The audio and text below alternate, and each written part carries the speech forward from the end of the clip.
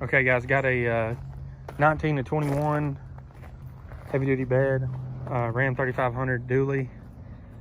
This one does include, or does not have to include, but it does have the front and rear painted bumpers. We put ranch hands on this truck in a flatbed.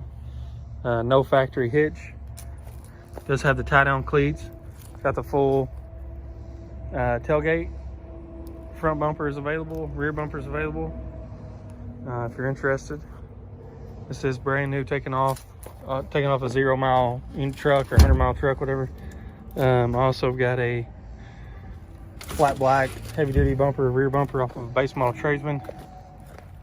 The front and rear bumpers have 6 sensors. This is probably off of a, well, I can go back here and look.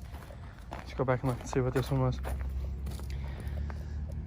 This would have been off of a Bighorn or higher trim level. Give us a call today, 745-5323, Cowboy Dodge. Give us a call.